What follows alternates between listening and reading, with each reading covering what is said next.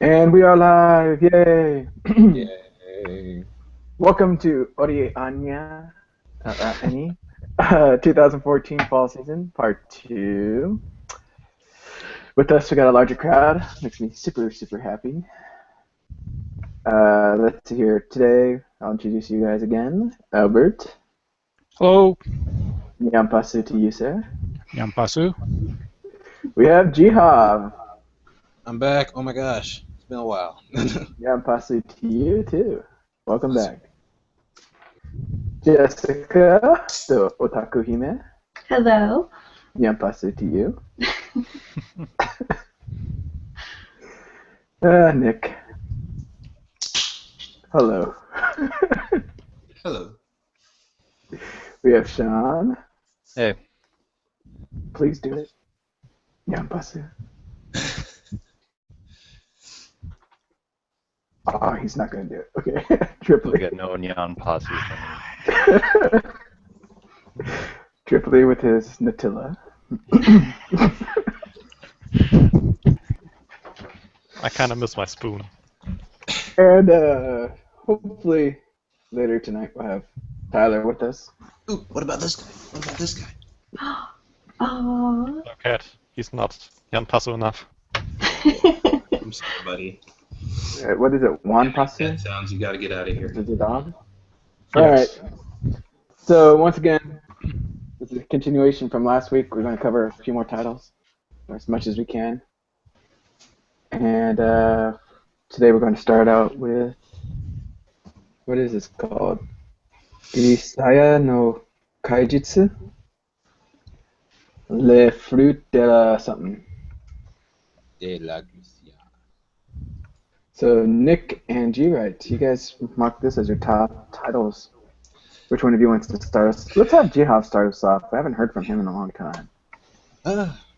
Well, as a Monogatari fan, and as a person who enjoys watching anything that's wider than it should be, anime set a nice standard for future animes, because I feel like all the new animes, maybe this year, maybe next year, they're going to start doing stuff as wide as they decided to do it in this one. And that aside, I felt like this was really good, especially after you get to know this main character who's cool, calm, and kind of cynical. Yeah. So, and then you got this great setting, small little environment, just a few people. But then they managed to just have these most extreme situations that they went through, and he's basically, like he said he was, a cleaner, fixing up people's problems, cleaning it up. Go ahead, Nick. Go. Hey, yeah. Well, I didn't really rank this show because it was at the top of the list or anything. I just kind of yeah, it doesn't matter. While I did enjoy this show, and I do kind of understand where you're coming from with the whole likening to Monogatari. It did have a lot of the same artistic character design with none of the background set pieces, but whereas Monogatari really sets itself in puns and the whole spiritual the kai as they call it or whatever afflictions of each of the cast of characters. This one really had more of a psychological effect on a lot of the characters, and the main character, much like Araragi, took it upon himself to try to alleviate the scenarios of each of the cast of characters. So it is highly arced to each character who is in this school, so you'll be able to tell when you're in each character's arc of what they're going through, and yeah, I did enjoy it. I really did. I liked this series. It wasn't necessarily a top in any field, but It's the top harem. Huh? It's the top harem. Top harem. Something that kind of struck me as odd is when I watched it all the way through, at the end of this whole series, we had not like one continuing series title, but like two titles popped up, and with me not reading Japanese or looking into it, I was just kind of confused as to why they progressed the current title into two different forks. So I was like, not sure what that's about, but it seems like it will be continuing somehow, or maybe it was just advertising for games that you can carry on into if you liked it, the animated series. I'm not quite sure. I'm not in that whole media, but Yeah, they actually are continuing the series. I think it's going to be continuing this year. I'm not sure whether it's summer or fall or what, but they are definitely. I did hear about that online. But yeah, this show's pretty darn good, especially if you like Monogatari. And if you like it, and then you want something a little lighter, yeah, less supernatural, then this would be a good one for you to watch. And like I said, if you like harem animes, you'll definitely like this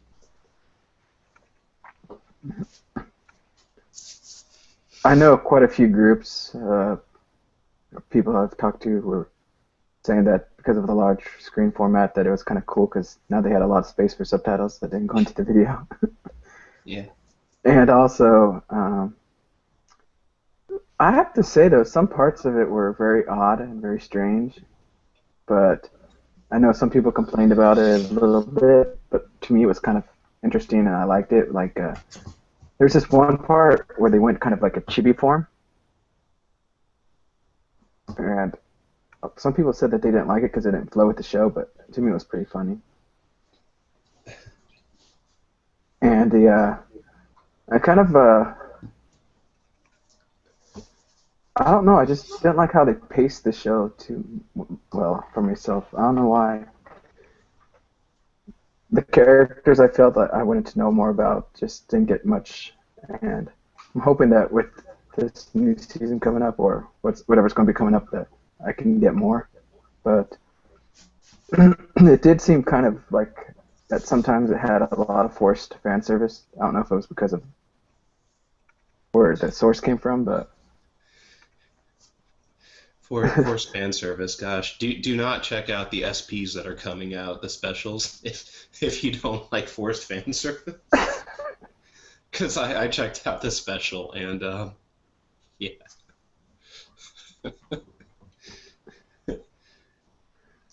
It's fantastic. well, the funny thing was it didn't get explicit until like the end catch of the whole thing. Like it's this like I don't know 6 minute long piece, if you will, and I was like, oh well, that was innuendistic as all heck, but it wasn't bad. And then the ending card shows up, and it's like, oh okay, fine. Now you pushed over the point of we showed something.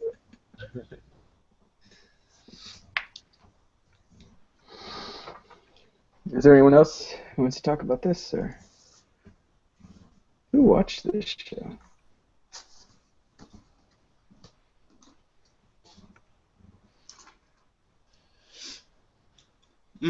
But yeah, I mean, I guess I really described the show, and I didn't really list anything that I particularly liked. Following Jihov, I do really enjoyed having the main character as lead. Um, you don't see a lot of character types like him in too many shows. They do happen, but I always enjoy seeing this type of character come out. So All right. Well, let's go ahead and move on to the next title then. Blah, blah, blah. Parasite. Oops. Let me do that. Boom. Parasite.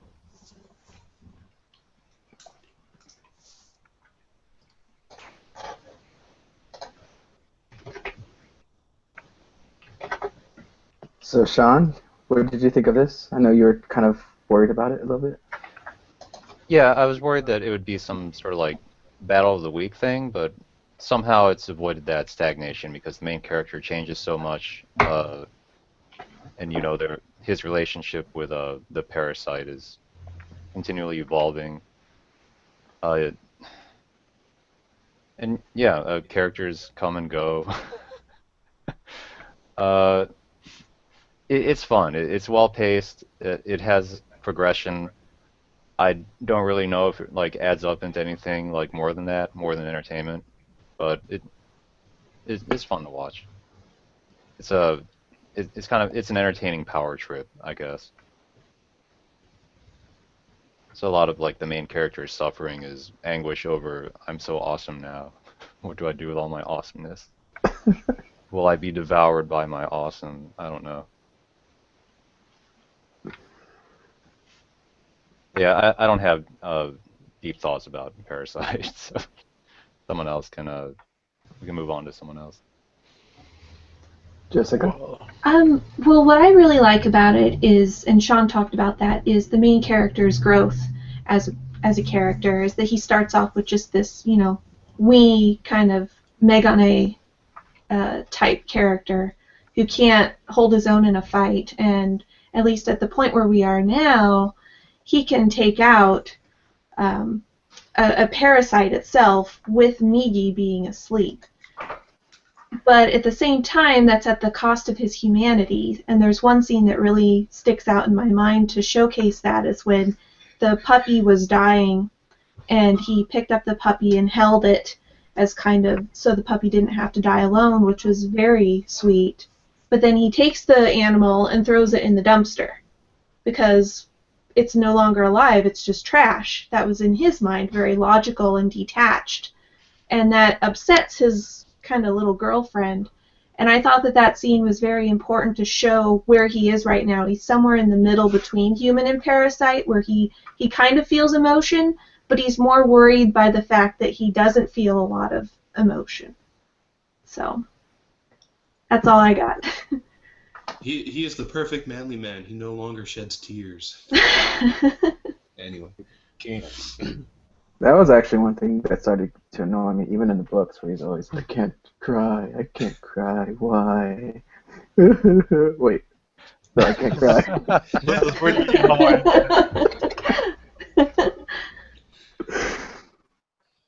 Yeah. Oh god. What about you, Triple? Oh god. Yeah, I was kinda on the verge of dropping it last time we talked about it. But I kinda continued to watch it because, well, there was not much better to watch. It was still good, even with all these, well, Monster of the Week stuff happening with a cliffhanger each episode. I kind of don't know why they did this, but it's kind of, well, not funny for me. It's not enjoyable as a full completed episode each week. But I noticed after not watching like 5 episodes, I noticed that when watching it in one large session, this anime makes a lot of fun, and well, it really does when not watched every week. So yeah, yeah. The main concern I have for this show is that it's kind of alluding to the derpiness that characters have when they're in a horror film.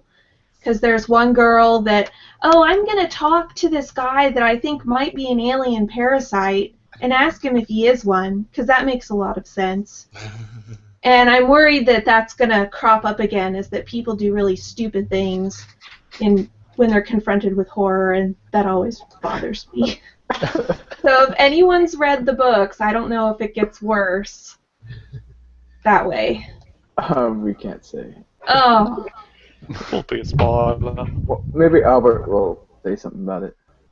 What do you want me to say? Because it's a pretty faithful adaptation as far as stupidity goes. Sure, there was a character that acted stupid, and later on there are some poor choices, but I won't say they're stupid choices, because I think it does show progression. It does show that Migi and Shinichi is growing, as beings do. And Migi from the get-go says he's alien and he doesn't understand humans and leaves it at that. But he does start to understand them better. So even Migi shows character growth. So that's why I really appreciate about this show. It actually, people do develop as human beings and as characters. Yeah, I think the relationship between Shinichi and Migi is the best part of the show, and it's a really great source of tension as well because there's this constant emphasis. He keeps reiterating that I'm not you, I'm an alien, I don't think like you, and so whenever there's a revelation, there's always two interpretations, and then with the Migi being asleep thing, there's this that lets Shinichi do things behind Migi's back. So that ramps up the tension even more, right? So that's one of the best aspects of the show, I think. But yeah, in terms of like the horror characters doing dumb things, that whole last arc was kind of revolved around this girl's gonna make bad choices. I need to like save her from herself. So yeah, I hope they don't do that again. Like, okay, we did that now. Let's not have another arc that's just like that. Let's hope he's not trying to run around like saving everyone from themselves.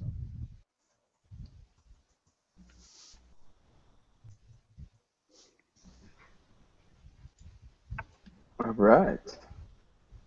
I think the last person who hasn't said anything is Jihad. Something going on in the side chat here. There's What would be the next most common anime pet? Penguins?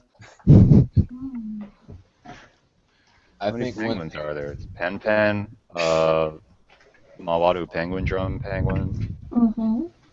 Well, That Witchcraft Works thing had tons of penguins. That kid was like a big fan of penguins. Alpacas. Well, but anyway, The penguins with the front tail. But those weren't pets. Hey, invite Tyler. He Right. says he's not invited. But no, I was gonna ask though, Tank. Although we're not gonna give like spoilers for the anime to manga, but is it still following the manga pretty closely in your opinion, or have they diverged a little bit? No, it's following. Parasite is following pretty faithfully. They have made some changes so that the story updates to the 2010s instead of the 1980s when it was written. So it was a needed update. They made some character design choices also, which I think works fine. And yeah, overall, they've covered about half, and there's another half to go, obviously. So I think they're right on track. And the changes that they did make by shortening some of the story elements, or there's a whole side story when Shinichi's dad was in the hospital. There was a side story with a girl and her family. Her family doesn't show up in the anime, and that's fine because it does nothing. It doesn't add as much to the main story. No, I follow. It's just kind of funny because it's been so long since I finished this manga that I think my memory's like degraded on it. I'm like, I can't remember if this stuff's following faithfully or not, in all honesty. Well, So you get to enjoy it twice. So I'm going to agree with Albert and say it's been falling pretty good. And like he said, they did cut out some parts, but they just weren't that important. Like he said with the family, even though I did love the grandfather. The grandfather was funny. But let's go ahead and say hey to Tyler. Yeah, bless you, Tyler. Hello. How y'all doing? Or should you say... She's always horning in, what can I say? Oh, she went away. All right. You're stuck with an old fart. Oh. All right, do you have anything to say about Parasite, Tyler? Quite enjoying the show. We were discussing it on the Metanorn live show yesterday, and we nominated it to like the quickest weak sauce to insanely powered power-up ever. It like took space like less than half an episode, and that was pretty amazing when you get right down to it. Just cut to the chase, make this guy a weak schoolboy and into a monster, just like that. Wasted no time. All you gotta do is shoot him in the heart. Yeah, well, you have to be the creature that is his mom, or that killed his mom, that became his mom. It's complicated. Very complicated. And I just want to add one point to this whole thing. The music is fantastic. It's just Yes. Mhm. the opening theme's fun. I always like that group hearing their stuff, but the music in between, they got this one drum and bass one. I was like, I'm more interested in this music right now than what's going on the screen. I had to like rewind and just listen to it again. I was like, yeah, I'm feeling this. Yeah, like I'm not used to seeing this. Like this group does a lot of anime music. They really do. They're kind of all over the place. But it's always nice to see their logo come up because I was wondering who they were the first time I've ever seen them, and they got this really nice splash, and their band title is like Fear and Loathing in Las Vegas. So it's this Japanese band like parading under like the name of this United States state. Or a Hunter S. Thompson novel. You said you've seen them in a lot of other absolutely. places. I'm only familiar with them with this anime and a couple of seasons ago, or last season, Brunhilde or the Darkness. Have they been anywhere else? I knew Bernhilder, but I thought they were in the background on quite a few stuff. But Oh, so you're not talking about the BGM, right? You're talking about, well, like an opening or an ending theme or something? right. Yeah. Yeah, because I thought the music in Parasite has some kind of inappropriate BGM sometimes. It like kicks in the Dirty South beat with like the rolling hi-hats and stuff. I'm like, what is going on? Exactly. I'm just starting the episode. I'm like, why I feel like I need to get up right now? I need to dance now. Oh man. But yeah, I'm definitely gonna get that BGM and listen to it. See what it's really all about. No, but yeah, Tyler, they're not like truly all over the place, but they're in like I'd say like 4 to 5 other shows thus far, and it just seems like they're having more and more involvement like every season. All right. Let's go ahead and move on to the next title. Thank you, guys. We got Selector Spread with Cross. Dun dun dun dun. Battle. We're still watching this. This is so bad.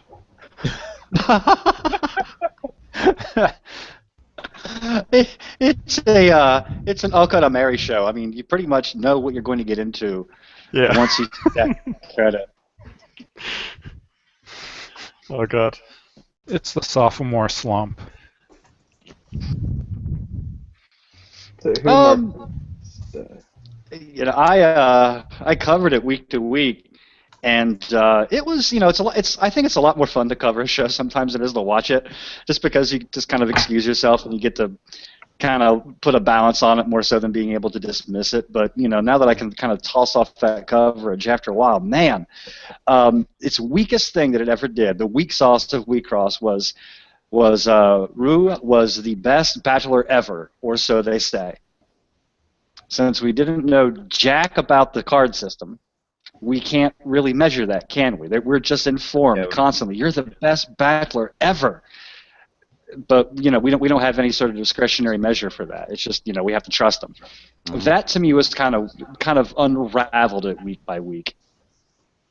I would have to disagree. I think that the show's strong point was that it did not dwell on the mechanics of the game, and that those mechanics, if they were explained, would have gotten in the way of the central themes of the story, which are ones of loneliness and fear. Yeah, that I actually championed them from back in the spring, and you're 100% correct. But in this case, to me, once they added in the fact that, you know, Rue was the best, but didn't give you a yardstick to measure her by, that kind of, you know, folded it back a little bit. Did she have any triumphant battles? Or No. did she just lose all the time? She never No, really. she I beat think she lost Iona. once. Mhm. I guess there was another battle where she was about to lose, but then it got cut short. Yeah. That kept happening to her actually. But yeah, you know, I kind of do agree. I liked how while being about a card series and not focusing overly too much on the mechanics, I would have appreciated a little more combat side stuff. Like I don't want it to delve into that heavily, but just a little more than what they did, and I would have probably been a lot happier with it. But um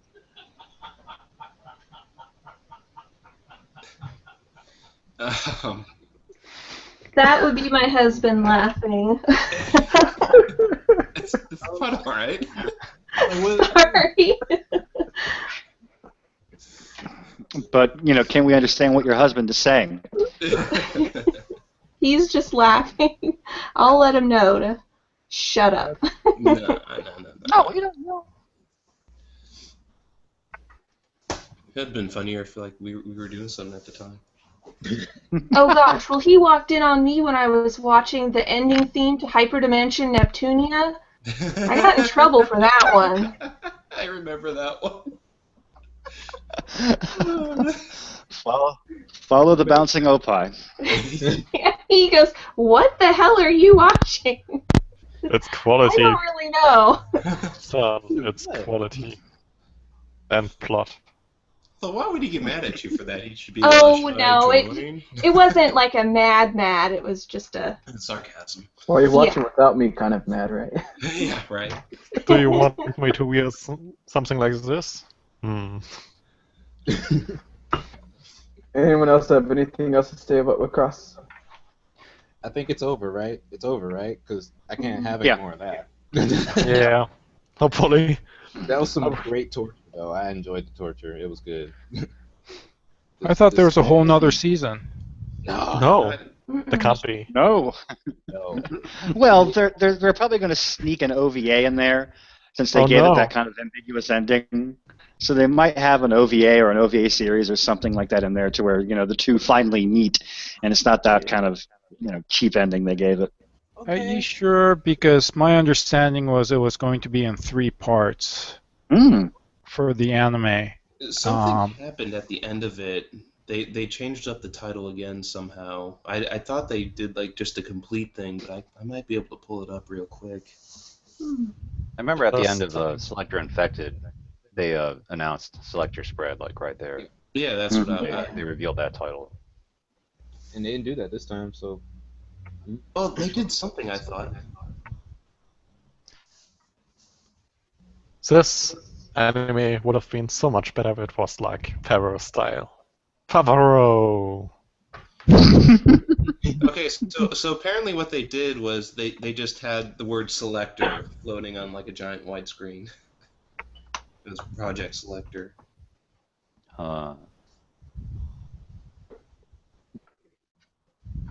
Yeah, I didn't think so.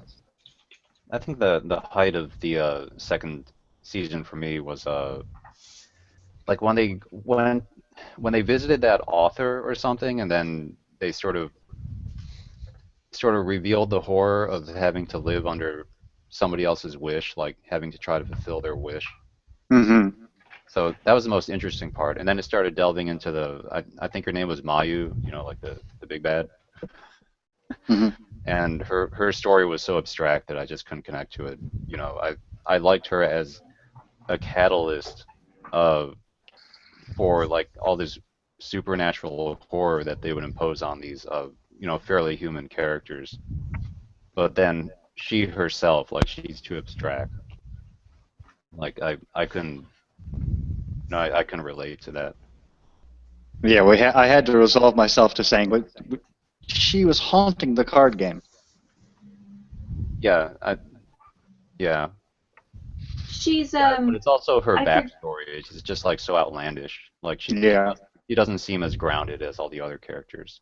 Maybe Albert knows the term, but there's that Japanese type of Japanese ghost where the feelings of the person were so strong that they were manifested in the physical world, and that's what Mayu is. Yeah, she's like a mono. Bakemono, or I don't know what it is. It's not coming to my head. I mean, there are many ghosts like that, but.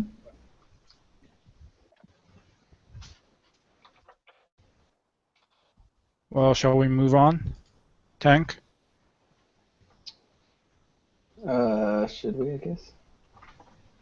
Let's go ahead and give me a second. I'm sorry. I wasn't paying attention. Boom! 井上が通るは一条の中で Yay, you did it. I feel like I should say more though with that de. Yeah, you picked it. Oh, yay, this is so much fun. I love this series. Well, I semi-loved it, I would say, actually, because I would have loved to have seen one character a little more, but I was happy that she got some screen time at the end, which was a kudo.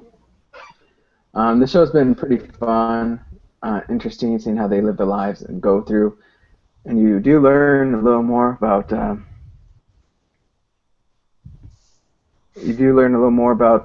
what's going on and why they have these abilities, which was kind of interesting.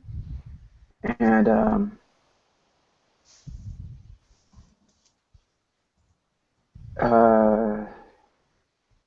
visually, I like it. It's really nice, and a lot of the jokes they go through were really funny to me, and just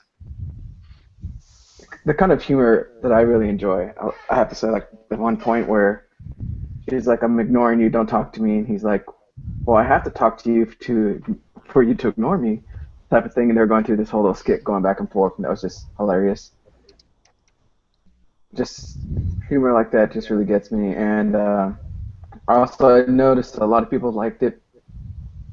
How they, how would you say, they threw in some Kill la Kill characters or little references in there every once in a while, and things like that. But I would say it kind of got a little less interesting when they started this whole relationship thing, and they're kind of who's going to go for who, what's going to go for that, you know. I kind of liked it just them being all together and just messing around and having fun.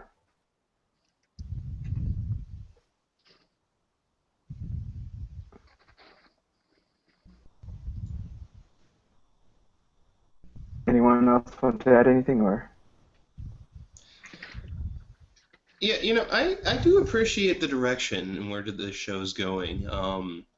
So, we had a lot of powers strangely appear in characters without really any explicit reason as to why. And closer to the second half of this show, they actually kind of give you a reason, and I really enjoyed the angle that it sets up. I really did. Um, so that caused me to really start looking forward to the resolution of the series because I wasn't quite taken away with the intro. In the first few episodes, I was just kind of felt like I was stringing along with it, just because there might be something that it does, and it was all right, but it just wasn't being anything extremely good in my opinion. And when that hit, I was like, I know I'm going to be watching this until the resolution. Um, if I were to say anything about a favorite moment though, like my favorite moment in the series thus far is when I'm really bad with this series characters' names, but we have what's the one with the long white hair? Does anyone know? Hatoka. When she starts, she's in the middle of like making dinner for like the main character, and he has that Chunin Bio syndrome thing, and he always writes it off as she wouldn't understand because she doesn't get the whole Chuny thing. She totally vents on him for not knowing like Chuny and goes on to this ranting complaint that I think a lot of people were just kind of like wide-eyed watching that, not expecting it, and that's when the series really caught me off guard. I was just like so wide-eyed. I had to like go back and watch that scene once more, just because. That was pretty epic. Yeah. There were a lot of people just kind of like, where were you when that happened? It's like, thankfully I was watching the darn thing. Yeah, week to week, this was a fun show to watch because they have that idea of superheroes, but let's just dial that down and let's just make them normal kids and not have the superhero powers kind of interact with them in any turn. It kind of as the series progressed, I kind of felt that that part of the plot point was kind of like not having their cake and not even trying to eat it, but giving you explicit reminders that there is cake. And, you know, we can't have the cake being a lie. So that kind of felt awkward in a way, and especially when they had the fairy war kind of intrude itself to its entire episode. And I was just wondering, like, wow, are you ever going to make these things join up? I mean, what kind of show are you going to decide to be?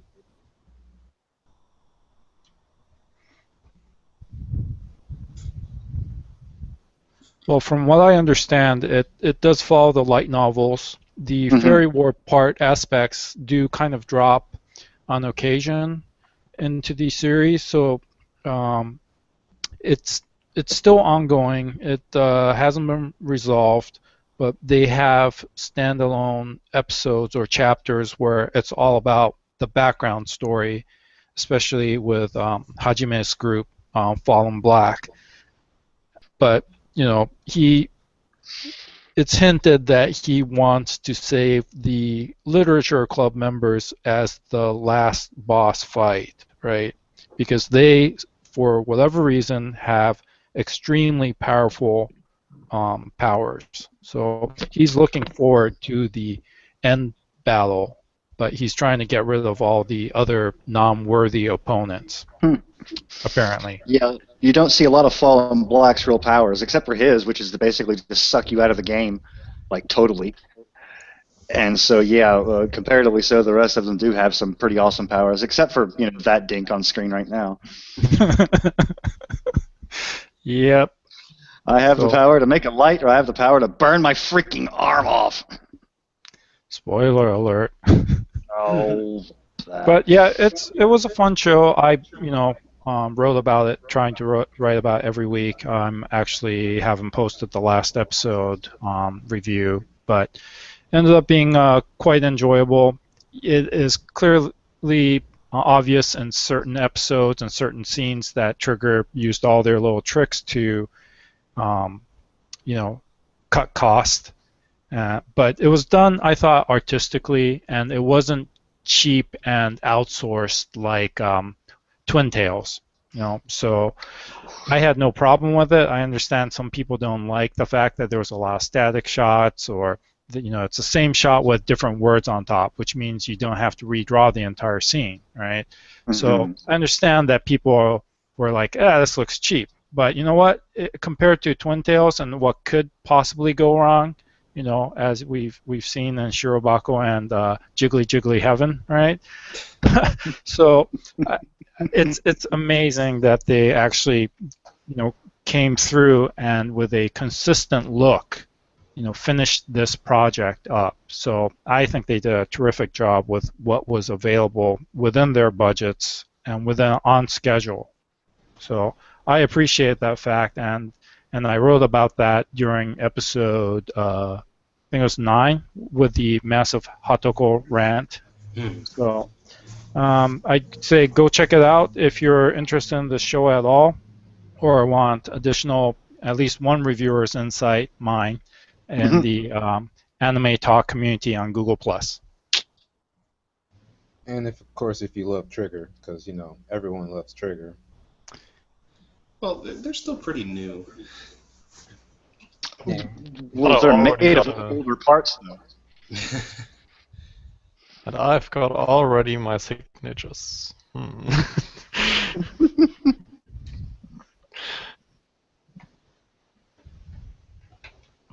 All right, let's go ahead and move on to the next title, which I don't know who chose this. Who chose this? Triply? I chose this. Why? Why? Why? The show is dead. The show is, well, at fault.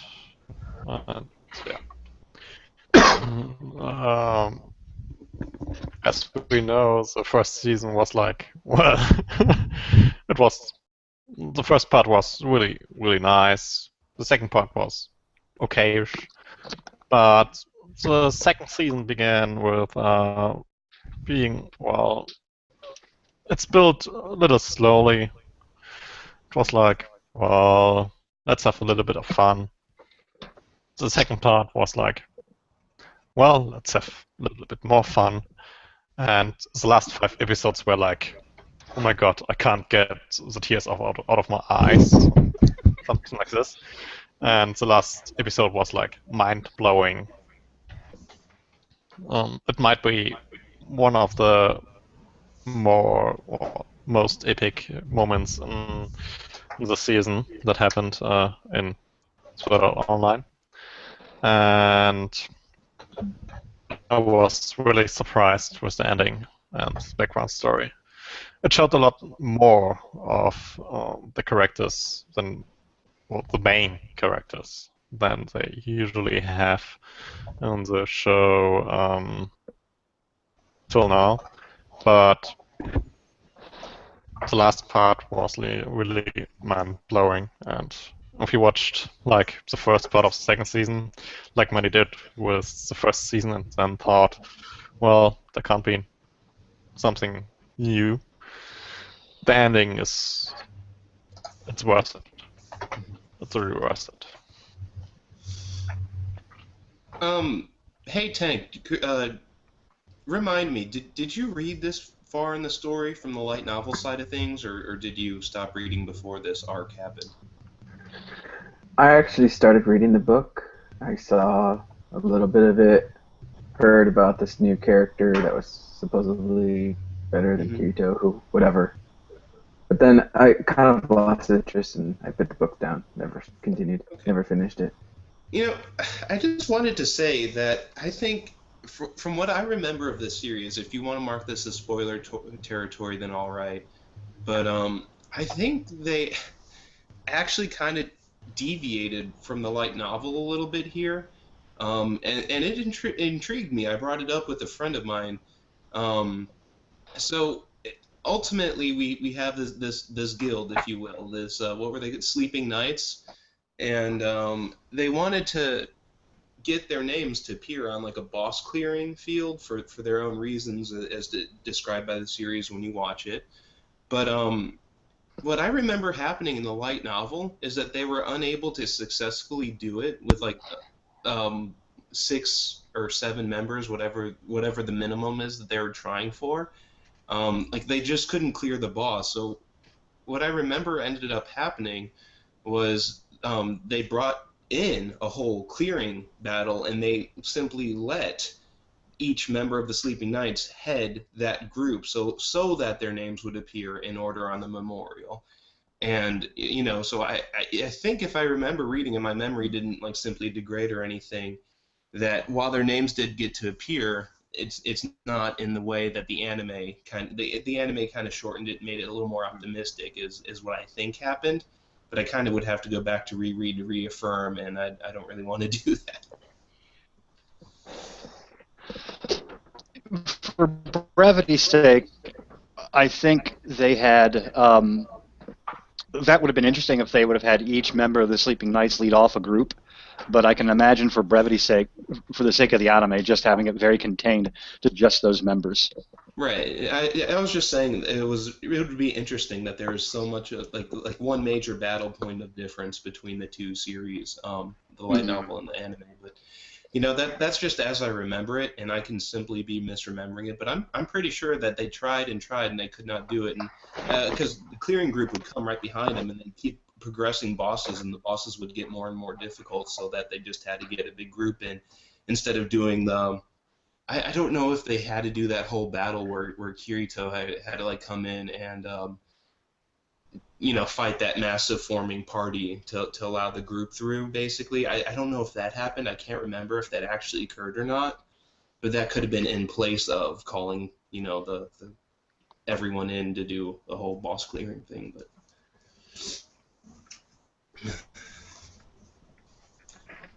But anyway, that's all. I don't want to like waste too much time on it. I just wanted to say it's interesting that for as faithful as the series have been, this is possibly one of the first times where they really broke free of that format and made the story their own, so to speak. And I think it worked better, albeit a lot more optimistically.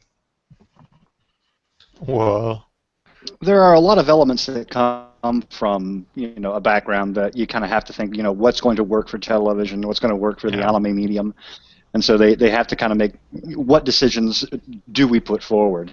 So, I had heard that the supporting characters had got a lot more ink in the light novels than they got in the show itself, and that was something I myself personally was looking forward to, was them to kind of like take Kirito and put him not necessarily on the sidelines, but to make him, a first lead, first amongst equals, and they could expand that supporting cast that they did so well with in the past.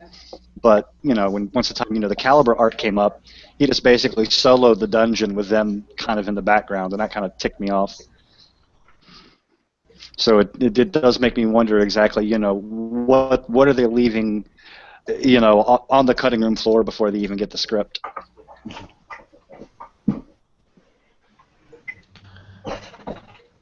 Something that really feels strange is I think we already read a lot about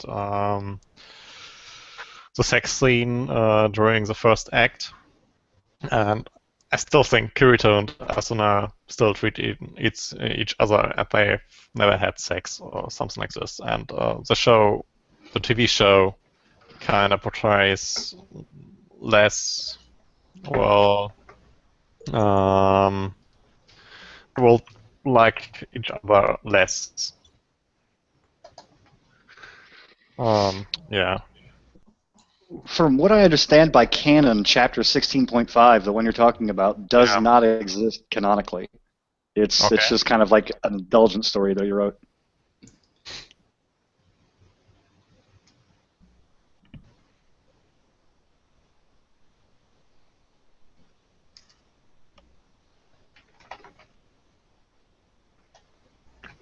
All right.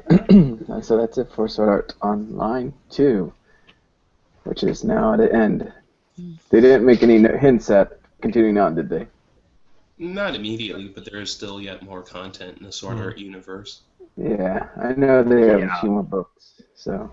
And they're making money off of it left, right, and center, both in their own market and in foreign markets as well. So I doubt that they're going to drop it anytime soon. Yeah. So it's not that I hate this show. I mean, I really enjoyed the books. The animes did pretty good at it as well. But it's just, I think it's over now for me. Well, But I'll never say never. you can't really say it's over because I mean the first season of Part 2 definitely hasn't been resolved at all because that girl's still running around doing stuff. But we totally forgot about that. There's a girl with AIDS.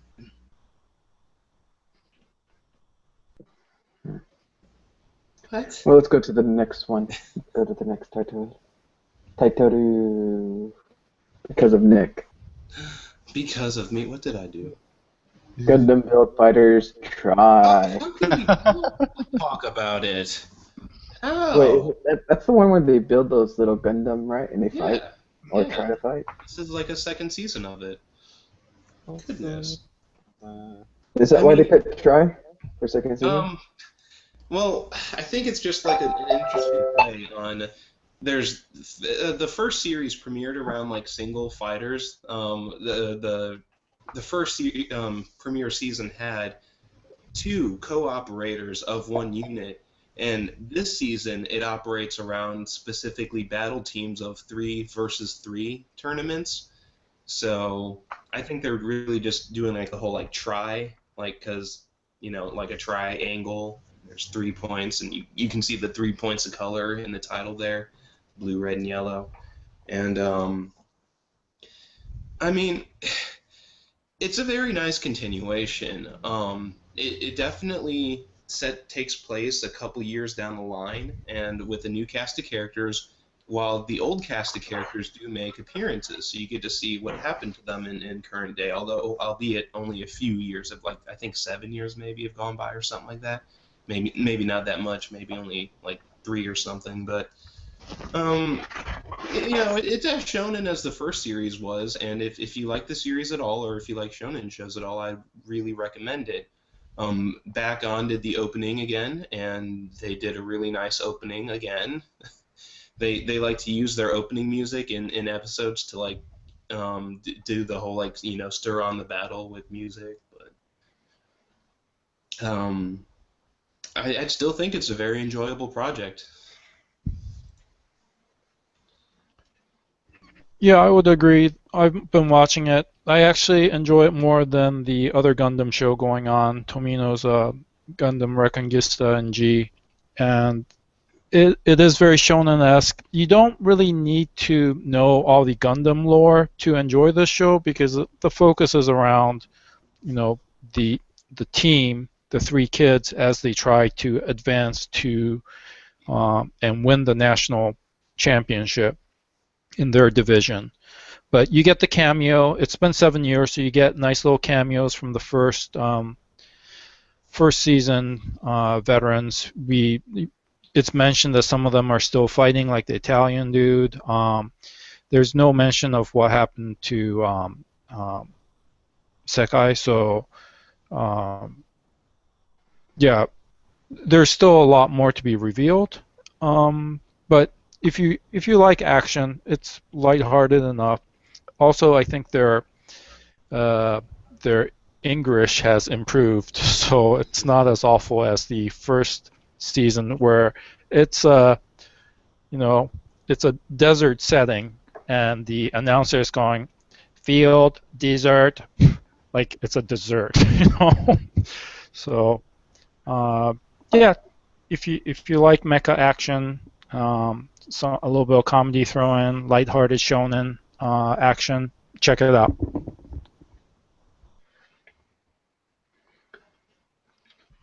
Would you say this is targeted for kids or any age, really? Definitely geared towards kids and getting new kids into the Gundam universe and especially Gunpla. So it is a vehicle for trying to sell them plastic model kits. But Absolutely. that doesn't mean that you can't enjoy it because you've seen other Gundam shows and you're like, oh, that model came from this, and they might talk about the lore, what happened in the story, because all these Gundam shows happened in universe as TV shows, and they're just playing with the toys, right? So, except for that little special particle called Plavsky particles. It's grounded more in the school life, school tournament, sports, sports tournament type show. It's like Free, only with Gunpla. What? What? I don't know, because This show must be great. I don't know about comparing it to Free, because Free is aimed towards, women, while this is aimed towards men who watched the series a long time ago when they were young and now they're old, and then the young kids like, mechas and stuff like that. Yeah, it was a joke. It was a good joke.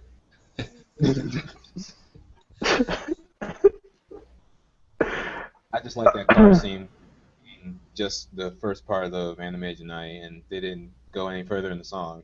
And I wanted to sing the rest of the song, but they, whatever, it's fine.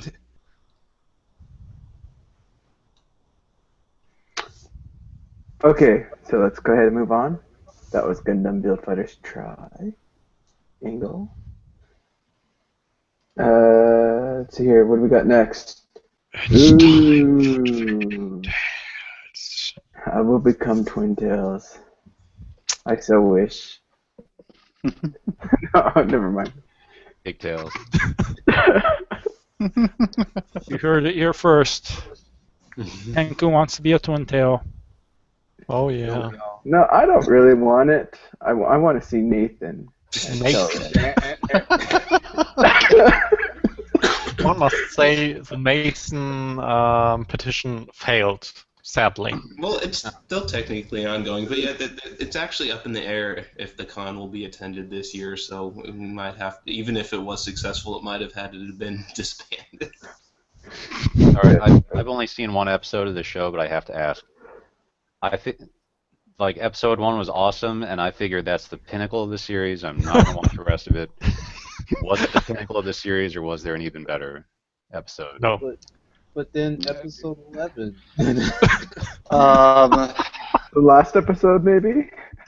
Sean, this show had kind of exemplified parody, but after a while it kind of ran out of targets, and basically all the targets they had were so closely connected that they were all basically the same target. So about maybe 4 or 5 episodes in, they ran out of other material to parody and just started parodying themselves. And then the animation went downhill badly. And How could it go it never downhill?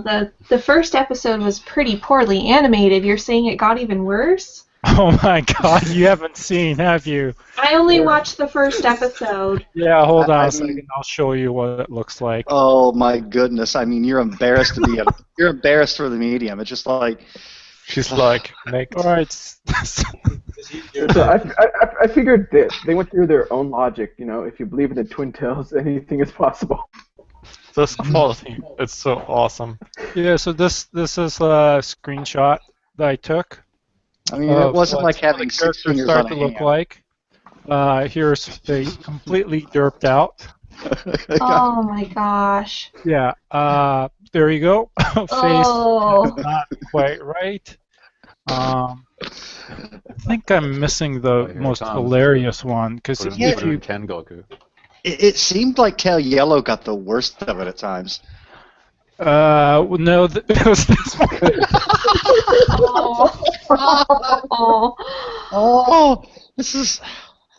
There's another one where Tail Blue, it's a group shot, and clearly someone forgot to draw in Tail Blue's lower half costume, so it's just flesh toned. Oh my gosh. Yeah, it's spectacularly awful. So it was funny, like episode 6 just went downhill fast, and so you're just going, wow, this is really bad. I can see why, things like this can happen. It possibly can't continue on. 6, 7, 8, 9, 10 all had these mixed animation quality. And it wasn't really till 11 where it started to recover, and 12 was decent, but they even cut out like stock footage that should have been good. Like there was a scene where Tail Red is using the finishing move, and they didn't animate the sword. The sword opens up, and there's supposed to be a burst of light. Yeah, the sword opens up, and then they cut to the next, flash. I'm like, wait, what happened? That was stock footage. What did you do with it? No one knows. Just Got saying. lost. They lost it. Yeah, there's a massive redrawing effort, obviously, for the Blu-rays, and they showed some of the fixes that they were doing. But basically, this show, it's funny because it's a parody, but once you watch it, I can't really say it's any good. If you're interested in this, I suggest you wait for the Blu-rays, all of them to be released and subbed, because this really is not worth watching as it stands. The animation is horrible. Maybe Is this it was based on an original property? No, it's No. based on the light novel series. That's Okay. I think still ongoing. But it's laughable. I mean, it's laughable. yeah, Right. maybe all this bad animation was intended as as a stylistic medium. So You can Yeah. only wish. That's yes, the best picture, this picture is so it will be more hilarious than the first episode in itself, but yeah. See, I honestly have to say that scene's almost comparable to that Magical Warfare show. Oh yeah, Yeah. but the show is not as bad because it Yeah, doesn't. the content wasn't as bad. Just that. At least this one was kind of funny, I mean, this one was a comedy, so you could kind of laugh at some parts, Magical Warfare wasn't a comedy; it was meant to be taken seriously, and you couldn't. So here's a comparison shot of what it's supposed to look like now that it's fixed. But they're going to have to do that with the majority of the show, right? Because I'd say like episodes 6 through 10, at least fully a quarter of it was just awful. Badly done. There were good scenes, but clearly things that were outsourced just started to melt. Yeah, that Taro guy on Shirobako must have been in charge of production. He's like, whatever, we're just gonna make a show. It'll get done. Something to care about. No worries. Yeah, I mean, I really did enjoy the show despite like any of the animation fall shorts it had. I did like its comedy, not as much as I like some of my other fields of comedy, but I'd actually say I just like the perspective of the characters, if anything, like, you know, the comedic perspective of the characters. You have like the alien scientist who has started living with the male protagonist, and you know, whatever occurs with said male protagonist in like any sorts of like romance or innuendos, the mom's like all for, which to me is like humorous. It's like, you know, normally the parents react adversely to that, and the mom's like, oh yeah, go for it.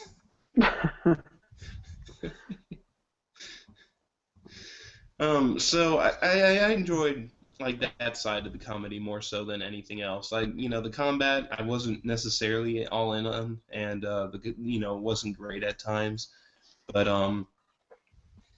I enjoyed seeing like the tropes almost like combatified in this show, you know. So I mean, to me, I do appreciate watching it, and I did have quite a few good laughs with it, but it wasn't too overly impressive at like the same time, obviously.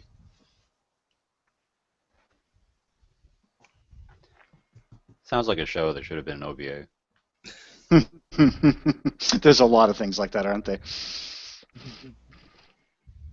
Like that Yuri alien show, whatever that was. What? Yuri Alien Show.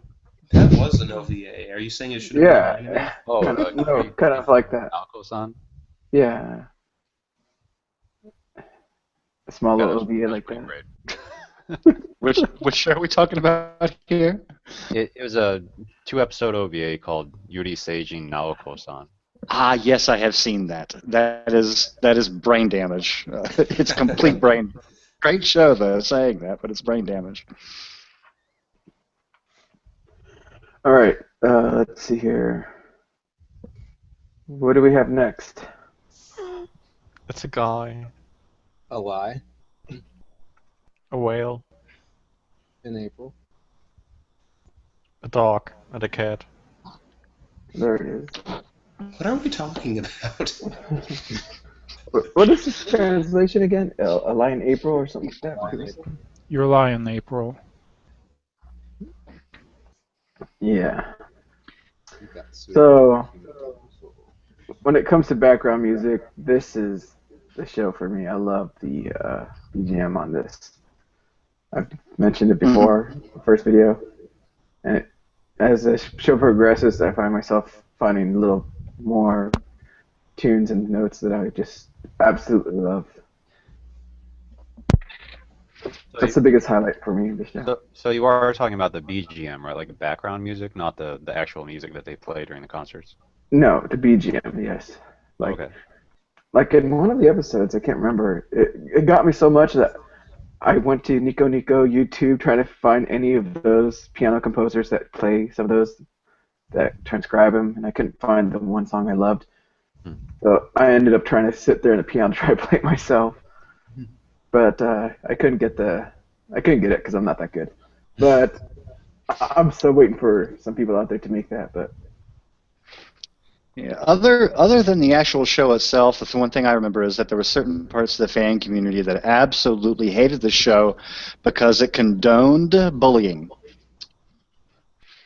Anyone have any thoughts on that, or is that just a whole non-starter? Okay. How do you figure that it condoned bullying? Yeah, I'm because- hearing this argument now. Because you know, Kaori and the one girl just kept on bullying that poor kid to go in and play the piano when he really didn't want to, or kept on forcing him into it. That was one. I'm just reporting the perspective that I saw. I think it's complete and total crap, but that was a perspective that some people saw. Just saying Um, something good came out of it. So they didn't intend to bully him, but to, let's say, Encourage him. they did it so he would play the piano. Yeah, for me, it was just tough love. Everyone needs Yeah. tough love on occasion. Yeah. Because this story, you really can't say it's bullying because he was already in a lot of pain from his mom dying and not being able to play and not being able to hear. He's going through a lot of pain. They just want him to get out of it. And you can't get out of Exactly. it doing the same thing, so they're just pushing him out of it. And Exactly. bullying implies taking pleasure in somebody's discomfort and sadness, and they didn't. So I don't see how that argument could hold any water at all. They tried to Then push I'll him hold, out. yep, then I'll hold this as evidence that those people are just plain wrong. Yay! Yeah.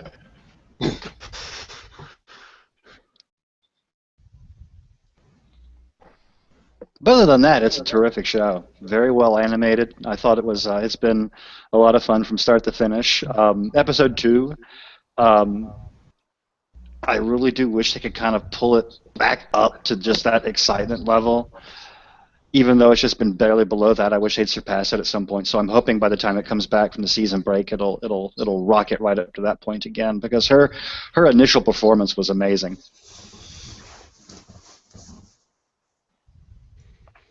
Yeah. The first So- episodes were like, well, they pushed it to the top, and now they're like, well, we're flying low, something really big will happen soon, but it doesn't happen now because, well, the guy is being pushed and pushed and pushed, and, well, a lot of foreshadowing of something bad happening. But I hopefully hope that nothing like this happens, but we still know something will happen. Great show. So as I was watching this, I actually had to spoil myself, and I found the manga and started reading about it. No, no, Oh, don't do Alright. it, don't do it. I got all the way caught up. I haven't read the newest chapters that came out, but it's a little further than what's going on right now. And it's been pretty interesting. It's been pretty fun. So I kind of know what's going to go on, but it doesn't disappoint me because in the book, of course, you can't hear anything. So when they're trying to describe all this music and how it is, and oh, it's like a sunflower, which they mentioned in the anime, right? It's kind of funny how I think it's a little more interesting in the book because you can kind of imagine it how you want to imagine it, how that might sound if you don't know the song. But then actually hearing the song in the anime, I was kind of like, some flowers, I don't see it, but okay. So, They didn't show a sunflower, so you didn't see it. This sounds like coriander, or this sounds like pumpkins. Yeah. So that was something that I found a little more interesting and was kind of fun that versus the manga. I think I enjoy it more as a manga because of that, because then I can kind of make up what I'm hearing or how it's going to be or how it feels versus the anime telling me, oh, this music's supposed to be this way when you're hearing it and you're like, I don't hear that. Man, those concert scenes are really well done, though. It's scary how well made this anime is. It just visually. They were amazing. I watched them a couple of times because the animation was beautiful. It always makes me wonder. It's just like, do you have shows like this? Do you have animators that are just itching to get up in the morning and go to work to be able to do this on a daily basis? Because if that's the case, it certainly does show. Compared to the last show that we reviewed in Twin Tales, they were like, crap, gotta go work on that again. I think at least one of the episodes in this Kimi no Uso was a solo episode. It was animated all by one person. I think it was episode 5. But whoa. you could tell because the animation looked different. It was like the episode where the girl leaps off a bridge and like jumps into the river. Yeah. Yeah, yeah. that did. I'm gonna have to go back and rewatch that again. Thanks for the heads up. I didn't know it was done by one person, but I did notice the animation change in that. It was very different, especially at the very beginning and towards the end. In the middle was followed more to what I would thought the whole series was, but definitely in the beginning you could tell it's really different. But I actually stopped watching the show around maybe episode 7 or 8 because its repetitive nature kind of wore me down. It was too slow paced for me. That's what I kind of like about it, the show. You got to kind of warm up the shows that kind of like work in that 2 core thing, because you've got to kind of set your groundwork and set your basis about where all the other characters are, and then show where they're going by the time it gets to the 2nd core. I mean, it's no different than Castor pulling out of the fight going, I'll fight them later when I'm more prepared for it. But Albert, I have a question for you. Yeah. Were you able to push through despite the eyes? Yes, I've been watching it, enjoying it tremendously. It's really interesting because, for some of the concert competition scenes, they animate, a specific sequence, and they will have the concert play through, right? And then it will end the episode, and the next episode they kind of go back and from a different angle is animating the same sequence. And I'm pretty amazed that they took the time and effort and the budget to actually animate all of those concert scenes from multiple angles. And I think that's pretty unique. So, Sean, you might want to check those out, later episodes around 7, 8, and 9, 7, 8, 9, 10, where they're going over the same part in different ways. And, it's been so long since I touched the piano. I can't tell, but like I believe every keyboard strike and the hammer strike on the strings, they're actually supposed to be that way.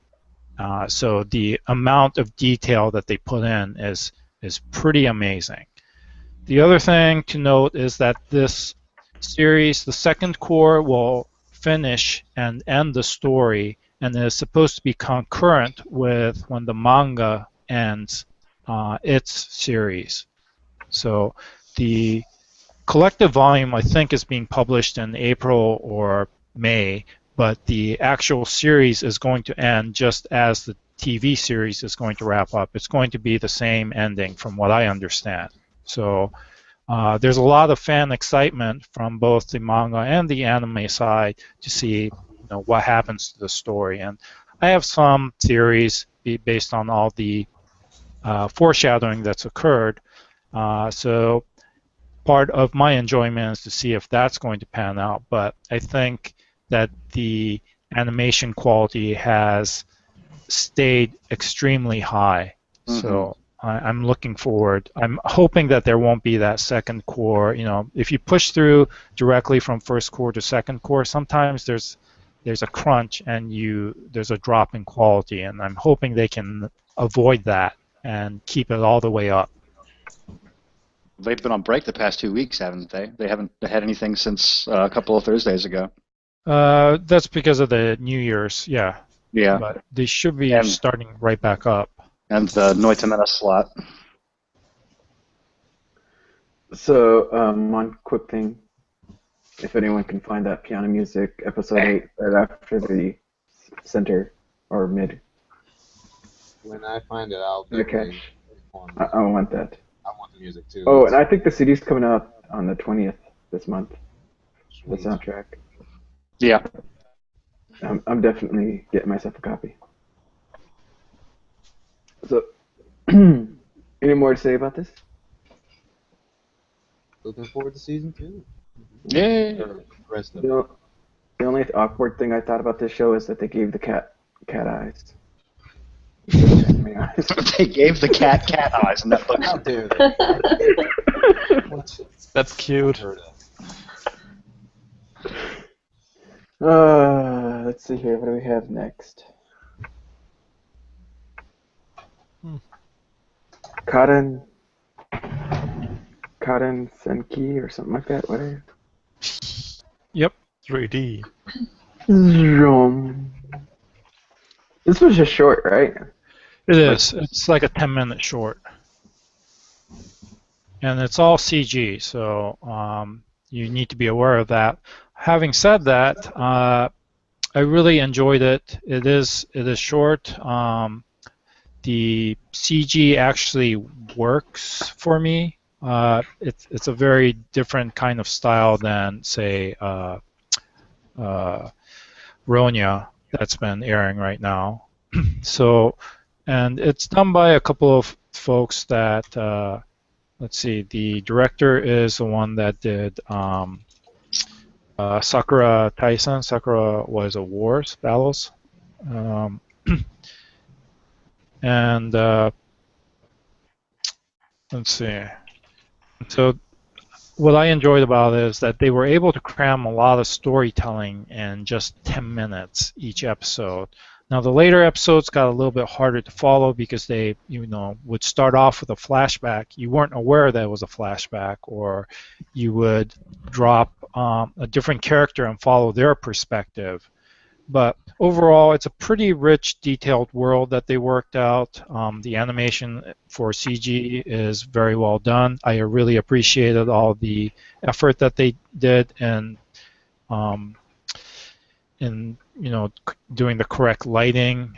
Sean mentioned that each CG production team actually has a lighting specialist, so you don't get weird shadows that disappear when animators forget about them, because that's all calculated in to the computer graphics. So I would recommend that you give it a try. It is, like I said, 10 minutes, and the first two episodes, it's only going to be 20 minutes. If you don't like it at that point, then you've only lost 20 minutes. It's not like you're in for the whole season. So I highly recommend that you give it a check.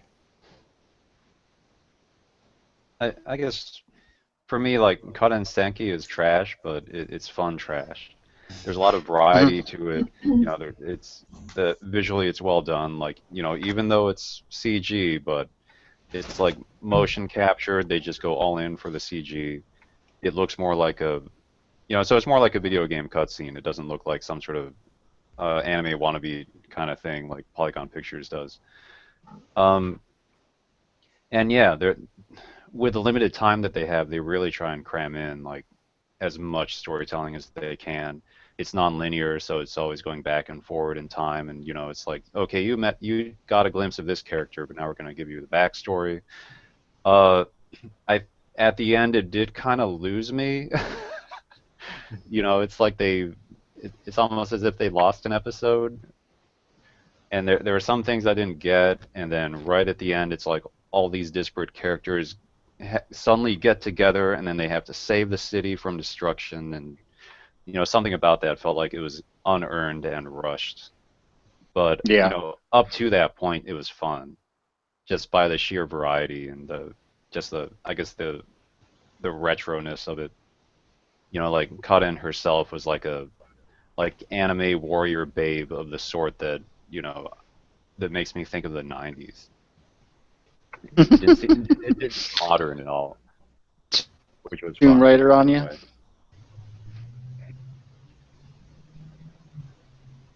Yeah, that's my take on Kanen Senki. It's a fun little watch. If they make more of it, then I'll watch it.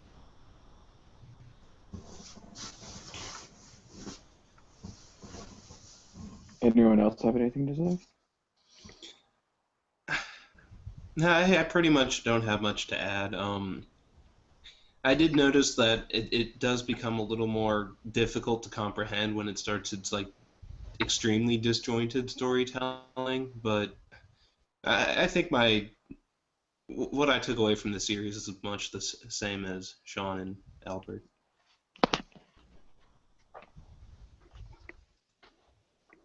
All right. So let's go ahead and move on to the next title. which for some reason you guys kept on bugging me about. We did no such thing. I did not, at least. Oops, not Twin Test. We already did that. This show is so awesome. World Yeah. I don't know about so Evangelion awesome. Trigger. I wonder why we still watch it. Right, Nick? I admit, I think- watched a little too much, but I think the show broke the record for longest time before showing the opening theme. So Like- typically like to stick it in halfway through. I was just like, oh, okay, because I actually like. It's gonna be we play our intro after the commercial break. We're cool. And I like the song. They're too. showing it right Song, I'm- before. Where's the song? Oh, you're not gonna play it? Oh, okay. Oh, there it is.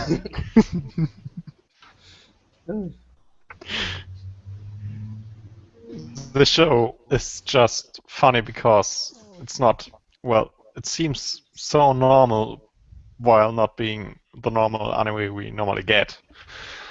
So it's just so much cliche without being, yeah. Starting with, like, the opening scene. Do we even have an ending? I don't know. The opening is so sticky. Opening is just like, hey, we have now 7 minutes in.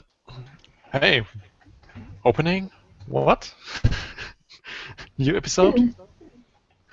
But the show, the first 10 minutes is really low quality, low budget, so not innovative, and so bad.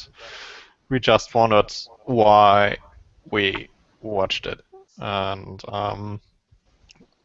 I still don't know why I watch it, but I'm not regretting it as much as after the first 4 episodes. But but Sailor Moon, oh my God, what's going on in the chat? We're still talking about this. Yeah, World Trigger is being so bad, being so good. It has more quality than Twin Tails, but not much because the quality is generally lower than the one of Twin Tails. But it doesn't get that boring overall, as the second act after episode 10 or so, they're joining a group and the new members kind of makes the anime fun again, and no, I might continue to watch it. Yeah.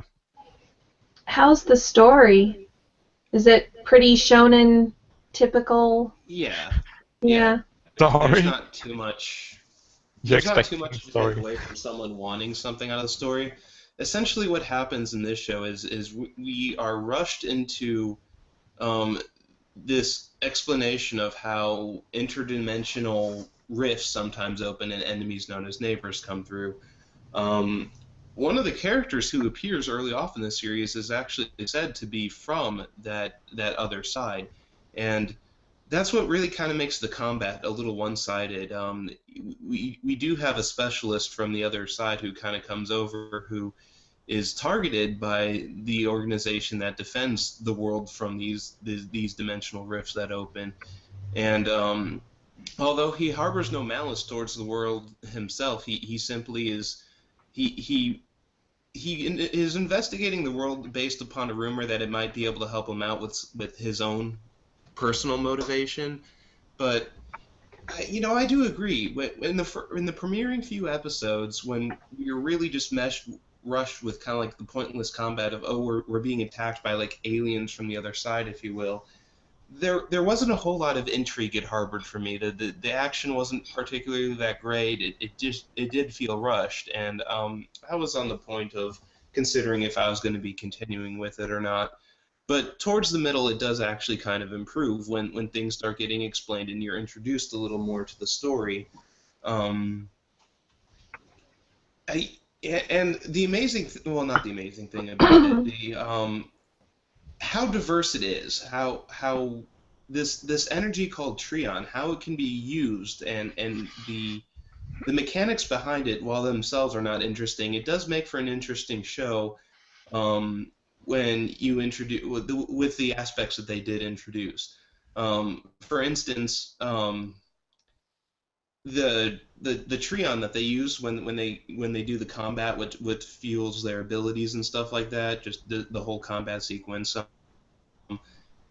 Produces something known as a side effect, and a side effect just means it boosts one of your perception senses in such a way that it's unique to everybody. You know, some characters can see through lies immediately, while other characters can almost get like an ESP sense of events that are going to happen in the near future. And the way those kind of mesh into storytelling is what I've taken away the most from it. I like how they include the background powers into the actual story. So.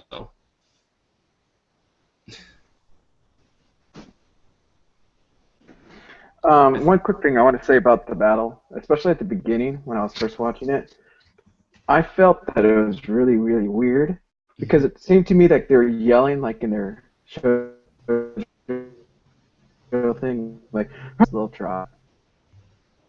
It seemed really off to their voice acting, you know, like he was doing this super powerful string, and he was just going, you know, it was really off at a lot of those fighting moments, and I couldn't get into those fights because it was just either the animation didn't fit their voice or it just didn't seem like Did we already say that there was that. the show is so cheap they didn't well make enough animations for that?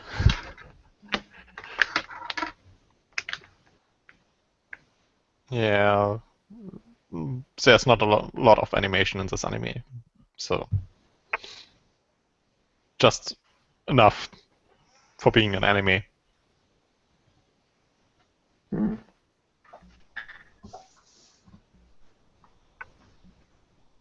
A lot of the time we have well, a standing picture with moving characters, so they don't have to redraw the background. That happens a lot of time. Well, all of the time. Like, they're having a scene and they have two backgrounds. And the scene kind of runs for 5 minutes. It's kind of strange. But, well, the dialogue is not that bad, at least for kids.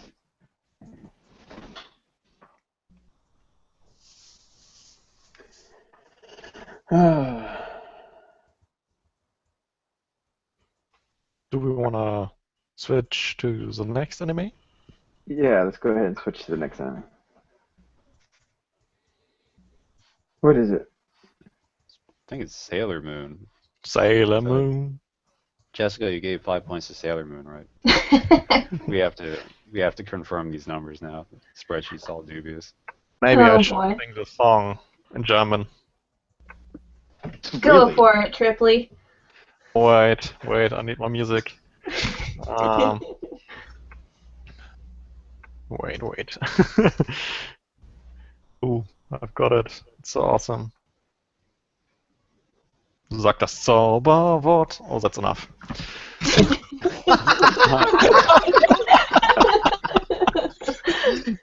Planned that from the beginning.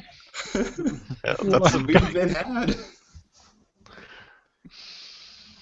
You can do it, Triple. You can do it. Believe. Okay, I will sing in German. I just think the show. I'll just say this briefly. I just think the show was kind of like a backdoor way for the Church of the Flying Spaghetti Monster, just because of the way her hairdo and all that is going. That's all I can say about that. You know, maybe the producers of the show now are are pastafarians, and this was their best way to kind of sneak that into the culture. So it's pastafarian propaganda. Brilliant. By the Maybe. power of the meatball. They really want to sell those, well, Stripper poles Kinda- and beer fountains. beer fountains. Yeah. Like Kinda Sailor like That's what it. pastafarians believe in. That's our heaven. It's our heaven.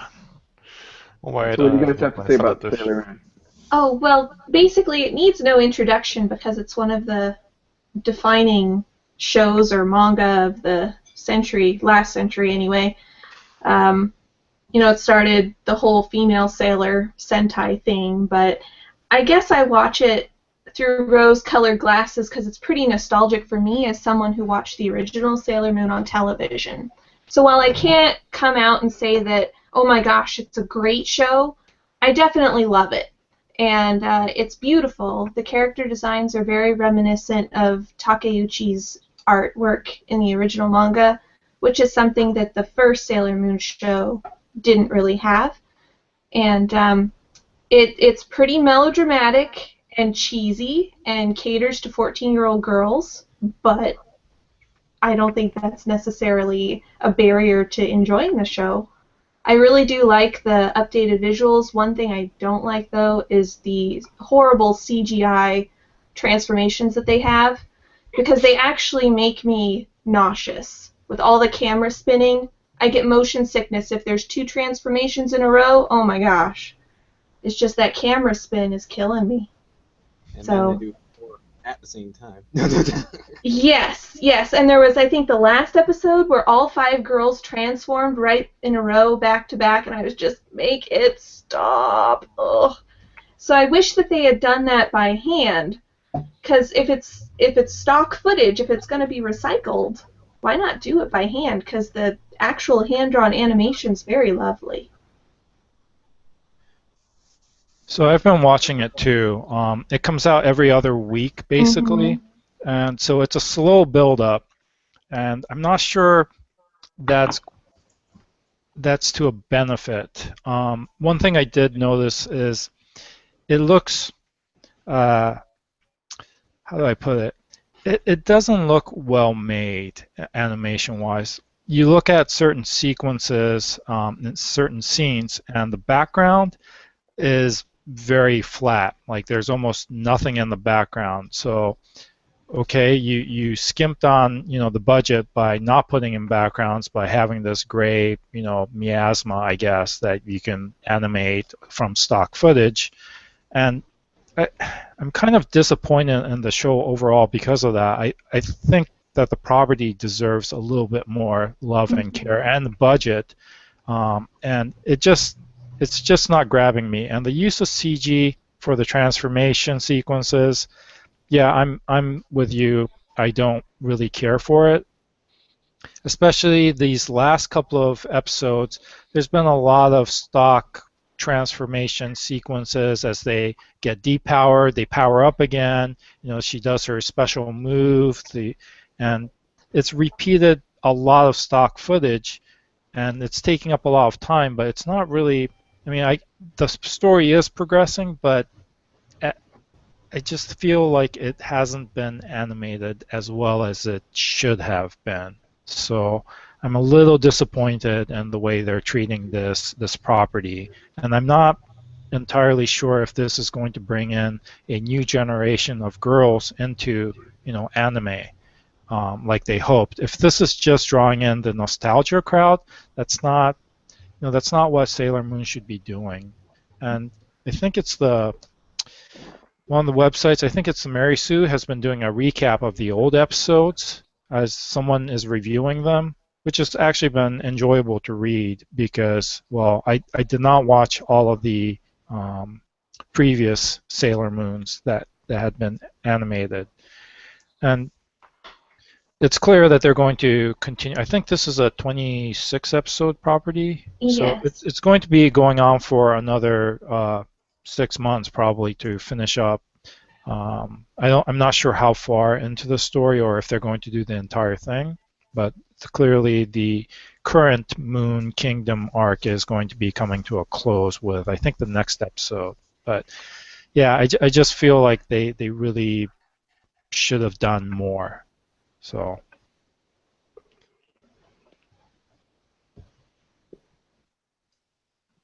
I agree that the nostalgia factor is not going to be strong enough with this one because of the history of Sailor Moon and all the stuff that's already been laid down. It's like they were afraid to really push this anime the way they could have.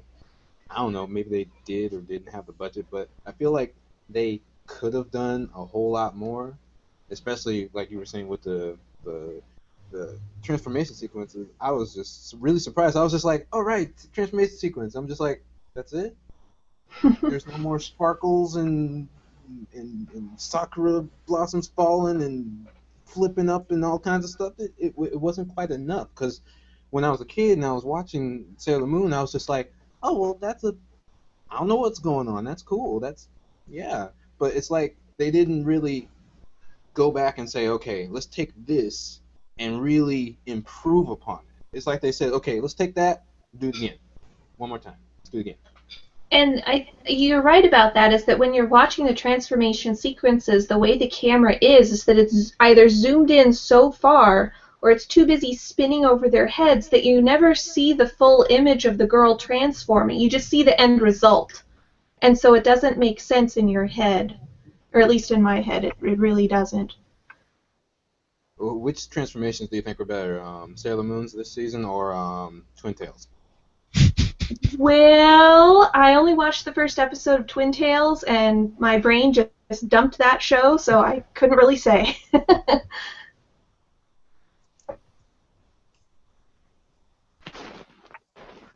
But yeah, I'm expecting great things from this, hopefully, right? Hopefully they get a whole bunch of seasons like the previous one.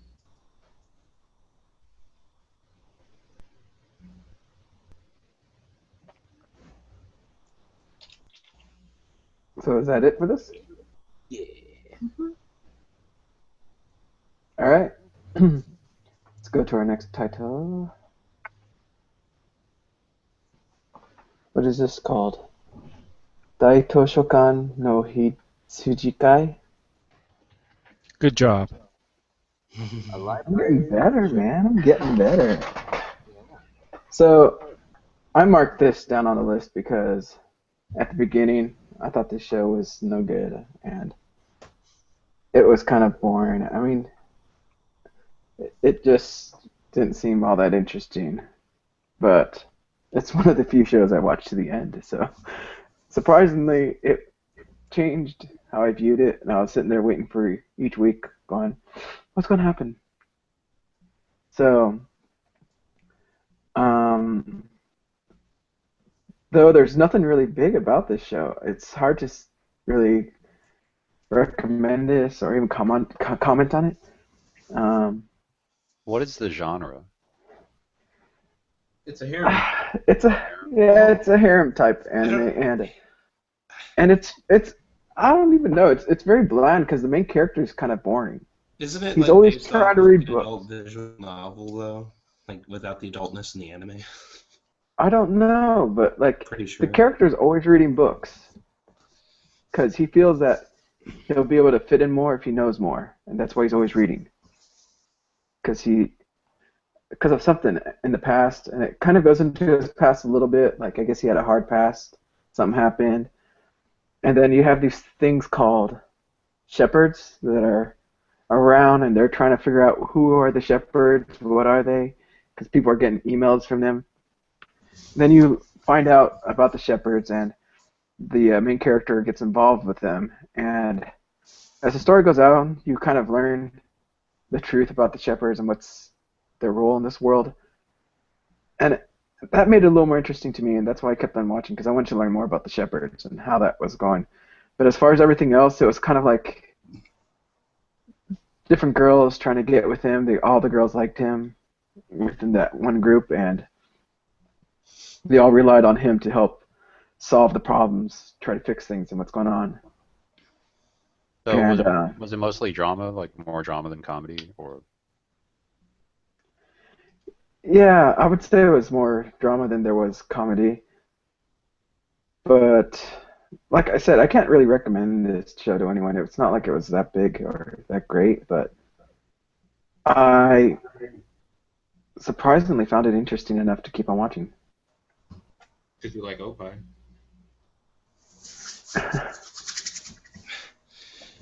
Yeah, I do think it was based off the adult visual novel, just, the cast of characters. And I kind of agree with Tank. It had a pretty slow start, and I wasn't too interested in it. But in the later arcs, it did actually show some intrigue. At first I thought, like, what is this whole, like, organization of Shepherd things? And when that mechanic was kind of revealed, it actually kind of helped, cement my interest in this thing. Because of who they are, what they can do, blah blah. I'm sure Tank wouldn't mind their special form of transit.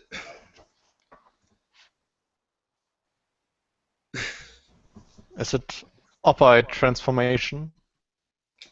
But I mean, I agree for the most part. While sitting through like the initial few episodes, I wasn't too impressed. There was quite a few moments that I did enjoy, but not enough to maybe say this should be a series that people should check out. Yeah. Yeah, but I mean, surprisingly, I could finish it and it was decent enough. The ending, I liked the ending. But if you can't get through the first few episodes, I don't think you could really finish the series. But if you want some kind of romance or it's definitely in the school life, heavily in that. But I don't know much what else to say about this. I want an OVA. That's all. That's all I'm asking for. Just want one OVA. I'm good.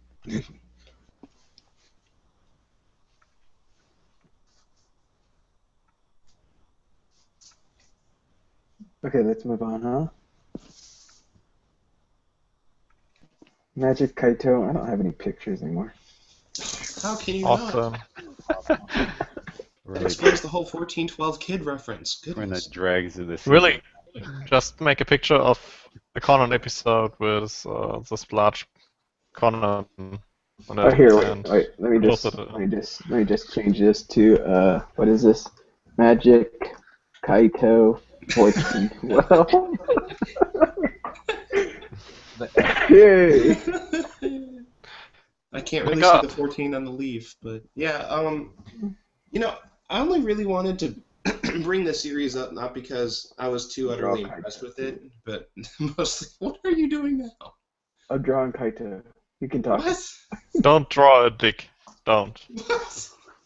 Anyway, I mostly wanted to talk about this just because when I first started watching Magic Kaito, I wasn't enough of a case closed fan to know that Kaito Kid was actually a character who was originally came in the Conan series, with Conan Edogawa and the Shinichi Kudo. And this series was kind of like to flesh out that character. If it started off as a manga or anything else, I would not know, but I would actually kind of count it as a spin-off of Case Closed because the character does make appearances in Kaito Kid, much like how the Kaito Kid Phantom Thief appeared in a few of the Case Closed series. And that's why they actually kind of had that art that looked that way. Because when I first checked out this episode, I was like, this looks like that show. Why does this look like that show? And that actually kind of sparked me to do just a little bit of Googling, and I found out right away that, it's practically a spin-off. And that's mostly what I wanted to say is it doesn't have that intrigue that Case Closed did. It's not trying to set up for anything that you're supposed to be able to try to solve or do anything. Because to me, that was the draw of Case Closed. Magic Kaito kind of follows this anime magician, and I call him an anime magician because he does some pretty unrealistic stuff that I think most magicians nowadays can't pull off. But that's unrelated. This series also is based not just in pure fiction. There actually is a character who practices in magic, and it's revealed in that episode, sorry if this is a spoiler, that magic does exist in this world, just not for Kaito. He is a pure... He operates in, pure physics sense. While it was a little bit of an oddball to follow, I actually did have a little bit of enjoyment from it. Wait, what does Magic Kaito do? Does he solve mysteries, or No, he he's a just Phantom perform Thief, magic? so he submits his little card to inform of a robbery that he's going to try and do. So like he'll notify a museum that he's going to go after an artifact of some sort, and the police force will show up and attempt to try to apprehend and prevent the criminal from stealing. But I got you when you can't talk anymore. but he always kind of basically. Sorry, guys. He always thwarts the cops, so to say. He gets through them using illusions and general like magic tricks that you would sleight of hand, thin pieces of wire and stuff of the sort. So yeah, he is like Lupin, just as Albert did say just now. Except he operates more of the magician-themed character instead of just a sneaky thief. Mm-hmm. And the reason why he's thieving in this is basically the premise of the whole show and why he's doing it. He's trying to, uncover some secrets about his father in this case.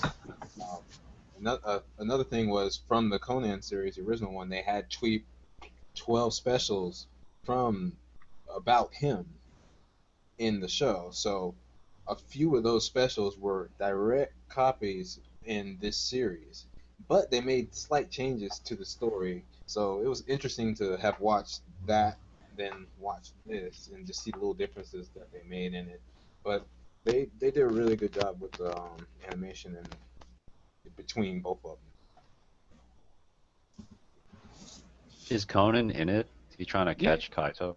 Yeah, he appeared in his first form, and then later in an episode, without explaining what had happened in the Case Closed series at all, you see the Conan Edogawa character. So, in order to link the two characters together, you really have to have seen, or at least know of Case Closed to know what happened there.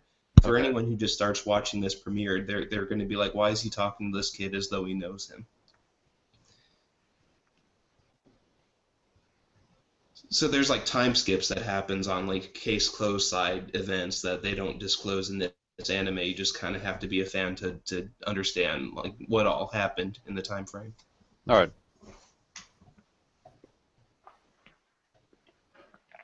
All right, I got your little title card. And Albert's been sharing a picture of Kaito Kid.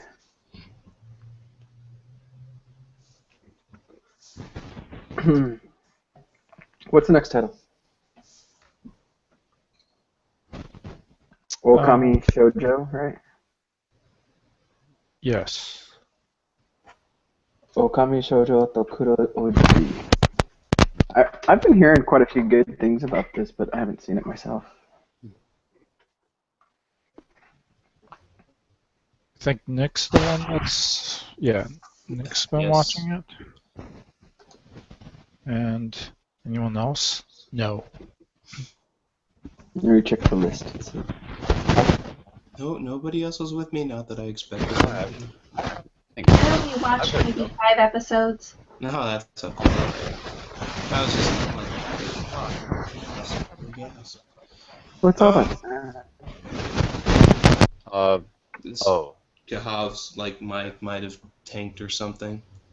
Yeah, we didn't catch it.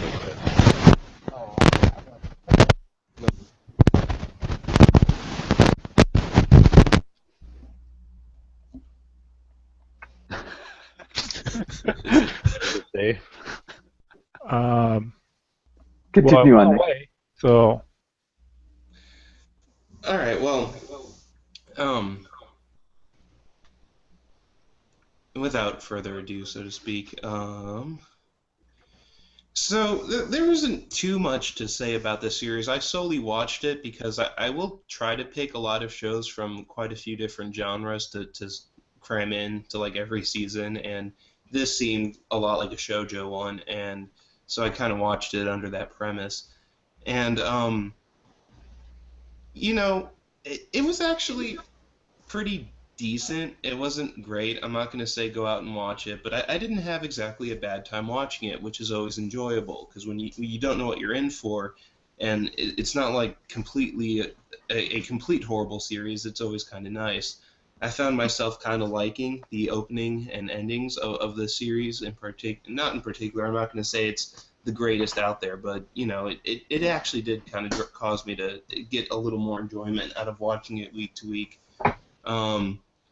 So the premise is we have like one of those kind of like teenage impulsive excuse liars, if you will, who claims that she was going out with this person she saw on the street. Well, it turns out that he was a student, a rather infamous student at the school she attends, and he kind of goes along with her lie under the premise that she has to be as faithful to him as a dog would, or he does. It sounds bad, and it sounded bad when I first started watching it, but it actually really isn't all that bad. I really appreciate a lot of the character dialogue that occurred in this series. Excuse me one second. What is going on? Things are happening. My family came home, and one of my sisters is happy to see the dog. It's a dog. It's a dog. It's a dog. So yeah. Okay, who can talk? But yeah, like so basically it's the Dark Prince and then you got the Wolf Girl. And I guess he's back. I let him finish. No? Oh, weird. This show is awesome. Yeah, it's pretty silly. I like it. The opening and ending is just glorious. The show itself is not that good, but it's typical. It's a really typical shoujo show. The shoujo show in itself being a really good shoujo show, but for people that don't like love stories, it's like girls that kind of explore love, that won't be something for them, but someone who loves like guys that, yeah, the show does a lot right, and I don't know if it does anything wrong while being it kind of jumps from point to point, the manga, I think, but that's all. There's nothing really good about this anime, and nothing really bad about this anime. But the opening and ending. Well, there was anything too great about it. I was trying to say before I got cut off. My apologies again. Was Hey, Tripoli was talking. Wait until you. Hey, no, Nick Cosmo, please, unmute him.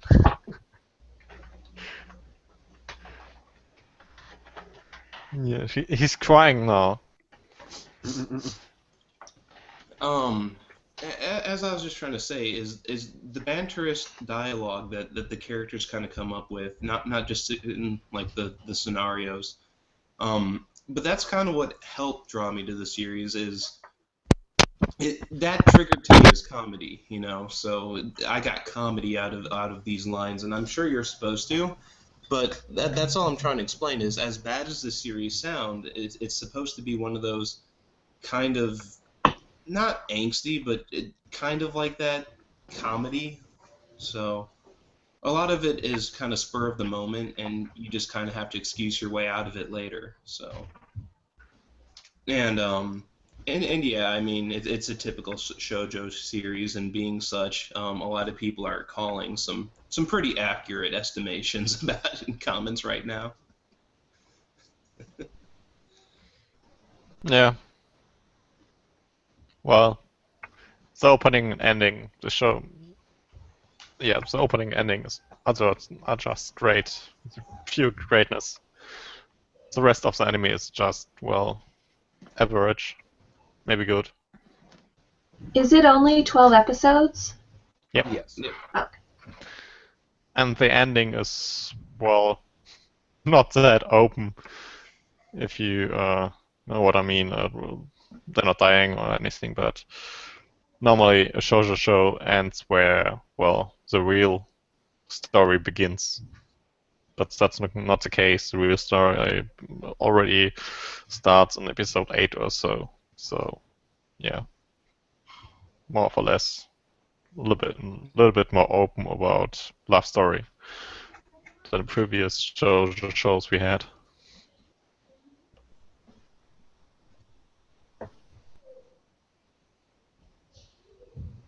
Yeah, Nick, What is it? No, I agree. I said my piece. No. I think we finished with this anime, or does anyone else All have right, something? so we only have time for one more title, so we can either talk about that Tsuki Monogatari or talk about one other title. What would you guys like to do? I want to hear you talk about Tenchi Muyo. Yeah, Pure bliss. Watch the whole thing. Oh. It's great. Yeah. not really. It's what Tenchi Muyo should have been. Never gonna die. Tenchi Muyo forever. Other than never ever started. No, let's go to this though. Let's go to that Monogatari that came out in years, right? Hmm. Have you guys all had the chance to watch that? I did. I did too. Can Haven't seen it. I watched it. Oh. Do the Hey, Sean. By the way, it's Do the what? servicey as all heck in the intro. Oh Not my intro. god. The first 15 minutes of the whole series. There's a ridiculous amount of service. Ridiculous. I mean, it doesn't put episode 4 of Nisei Monogatari to shame, but it damn near competes with it pretty darn hard. Yeah. Just I want to preface you for that one. Be ready for it. So it's typical Shaft adaptation of Nishi Oishin's novels. There's a lot of dialogue. There's also a fair amount of narration by Araragi. So just be aware of that. There's a ridiculous amount of fan service, especially in the first 20 minutes. So be aware of that. And it does explore Yotsugi and Kagenui and their relationship and this other character that actually gets introduced towards the very end as an antagonist to Araragi. But overall, when I first watched it, I turned the subtitles off and just listened to it. It's fairly complex. There's a lot of wordplay. There's a lot going on, and you're not really sure where the story is going. And then, about halfway through, you kind of get the idea of what's happening after about 20 minutes in, I would say. So it does add to the overall Monogatari story, but it is, first viewing, convoluted as heck. Seems rather convenient. And they even make kind of a joke about it in the episode that, wow, everything seems almost too convenient, don't you think? ... Right. And yeah, there's a reason for that, but it's not revealed in this particular episode. I mean, you won't see it until the end of the quote-unquote third season. So, Right, which will be nice when it comes. Absolutely. Yeah, this one almost, we're seeing things out of chronological order, so it kind of gives us a bit of a clue about how they're going to be doing the story in the coming years when they finally get around to doing the third season. But it feels like one side, people that we don't know, are kind of getting their ducks in a row in this case, aren't they? Yes, very much so. And what you have to take, if you just decide to watch this, you're not going to get as much out of it. You have to have watched the previous series. You need to know who Yotsugi, the Shikabane is, and Yozuru, her master, who is the contemporary with Oshino Meme and Kaeki Deishu. So you need to know who these characters are and their relationship to each other to really get more out of this particular episode. But there were some interesting. Oh, we have a cat now. There were some Nick, I'm on interesting guitar. reveals. So I think it, like many other Monogatari series, you get more out of it with repeated viewing.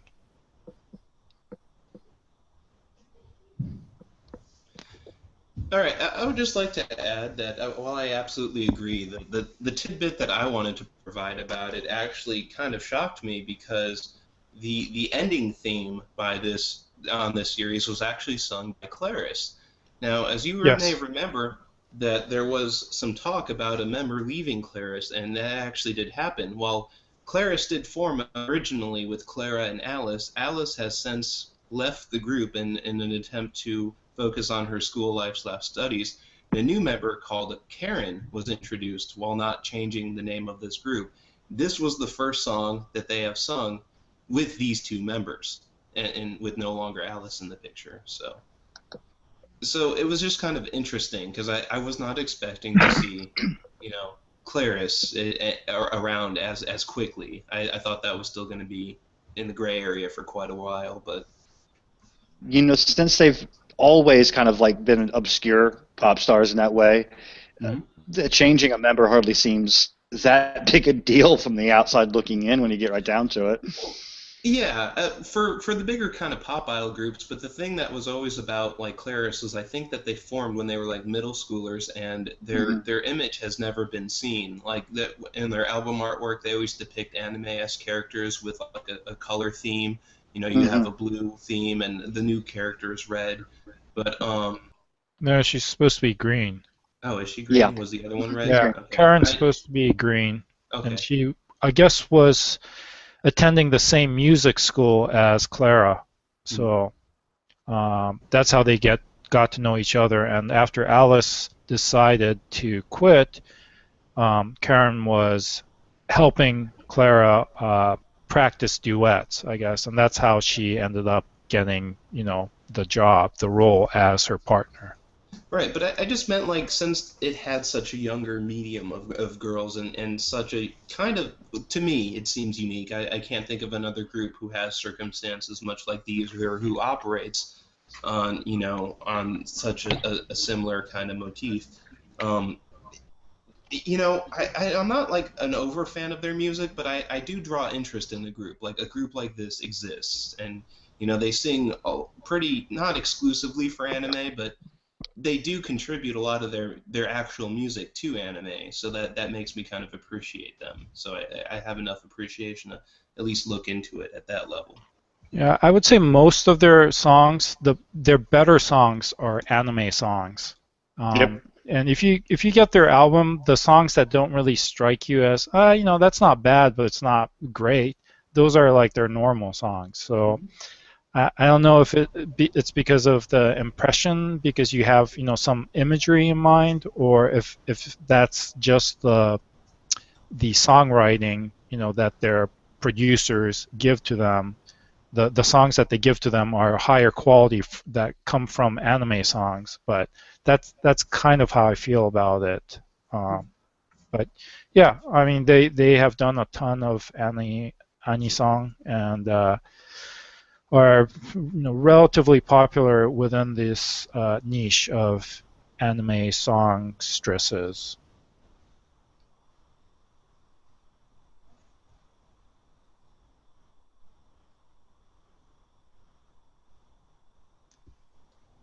Well, Okay, that's before it. Seems like we're close enough, but before we end this particular anime, I noticed one thing. Their style of doing cutscenes with the whole blank slate and all that stuff. Their cutscenes this time were totally different from all the others from the series. I especially like the way they did the crumpled paper thing and had it slide up and all that. I was just like, oh, you guys are doing a little different this time. I like this. Changes, taking risks, doing stuff different. Yeah, that's a good point. The transition scenes are not as word heavy as previous episodes, previous titles. So. I wonder if it's specific for that story because Hana Monogatari had the old typeface to it, had the old style transitions to it. Yeah, that's a good question. It might. have something. Hana Monogatari is still technically part of second season. I believe Suzuki Monogatari is part of third season, so it's possible that the author had some change too, but I haven't read. I'm still stuck on Nisei Monogatari and the novel format, so I'm almost done with the second half. Yeah, I have a guy at Metanorn. He's lucky enough to be able to read the Korean editions of the books as they come out, so he's fairly well informed on the things when he comes out. And on his reviews, he goes really in depth to comparison and contrast.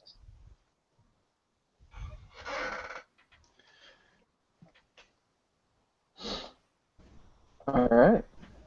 So I think that's it for us today, right? We've hit our 2-hour mark. Yep, it is. So let's see here. What are we doing? So that was fall 2014. Now we're going to get started on the winter of 2015 here in a few days. Or not a few days, few weeks. A few weeks, a few days. They've not even simulcasted anything as of yet. Yeah, I've been like, where's my Milky Holmes at? I was promised Milky Holmes. I was promised Mickey Holmes too, so I was promised Durara. where are my Mickey Holmes? My drugs. My icon. So very excited. Here, let me put this up. So our next show will probably be around 1:25. We'll do our discussions then. I'm still debating if we're going to do our video on like we did for this season. Oh, you mean like a preview? Yeah, so we'll see how that goes. We might do a preview for the season. And then, what else was there? Oh yeah, check out Owen Evans, our artist for our cover picture. And that's it. Unless you guys have anything else you want to say at the end. Yay! Peace. Happy New Year. Happy New Year indeed. Yanpasu. Yeah. I haven't seen any. So be sure to check out. Be sure to check out. New Year's. That's. Oh, Albert, let me see that again on big screen format here. I love it. The piece. Why can't? This is a touch screen. Why can't I get it? Hands off the lolly. Only if you pronounce it the right way. Rory. Thank you. Okay, you guys. Everything all right? Yeah. Okay. Bye, people. He's happy. All right. Later on, folks. Thank you. Bye. Next.